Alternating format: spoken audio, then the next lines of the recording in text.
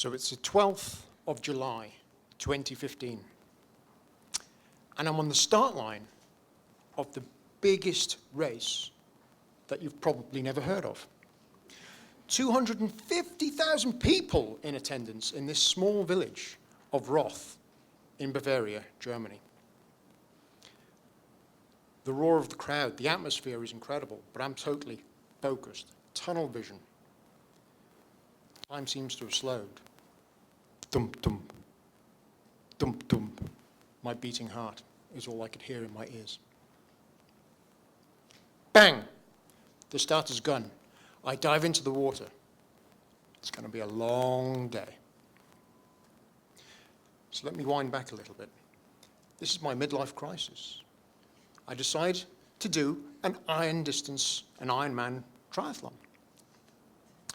For those of you that don't know what this is, it's a 4-kilometer swim.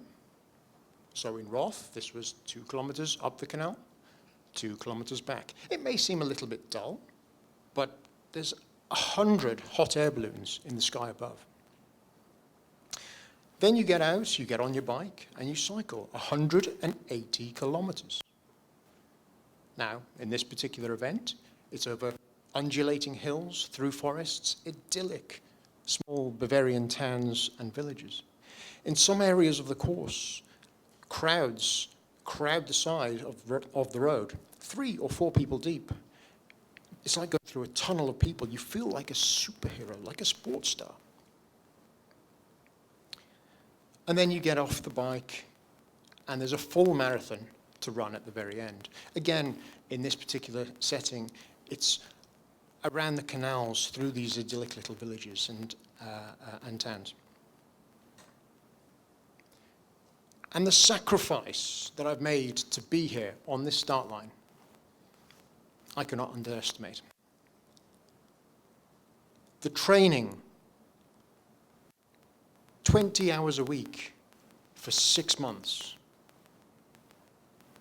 Now, to contextualize that, I was needing to add calories into my diet to the equivalent of 8 Big Macs every day. And then my social life. What social life? I gave it up completely. I was in bed at 9 p.m. most evenings. There was no booze, no drinking, no partying, all work and no play. Made Mark a very dull boy.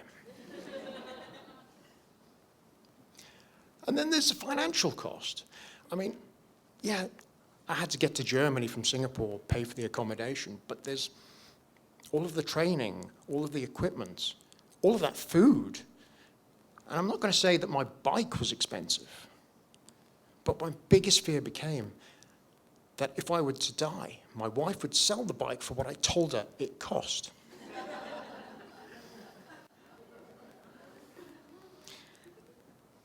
So moving back into the race, the swim went according to plan, as did the cycle.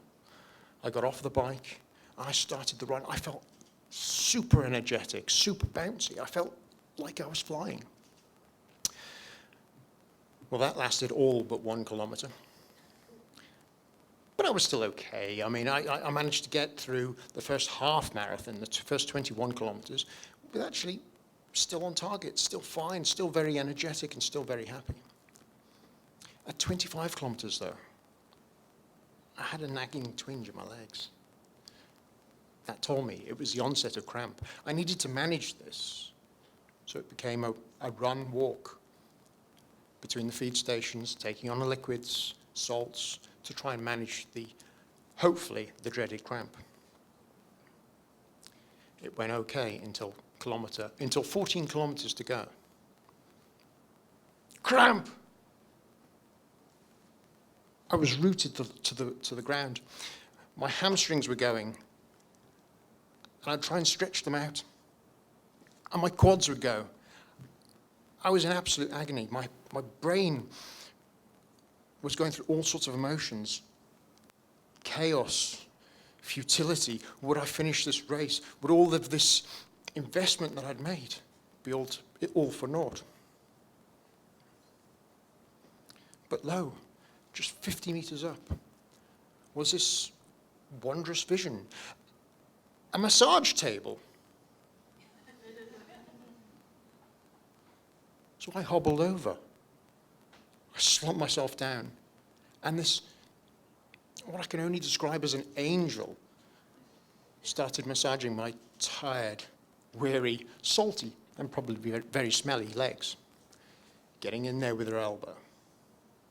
15 minutes, and I was able to hobble on. I climbed off. I wasn't running, I was walking, but I made it to the end. The last kilometre, I even managed a sprightly jog. The crowds were going crazy. There was the sucker of a finish line beer. We're in Bavaria, after all. I crossed the line, 11 hours, 49 minutes. I was so proud of myself. All of the blood, the sweat, the tears, the commitment, the discipline going into this was all mine. However, if it wasn't for that angel with the massage table at 14 kilometers to go, I may not have finished at all. So I posit this. Perhaps angels really do come among us. Thank you.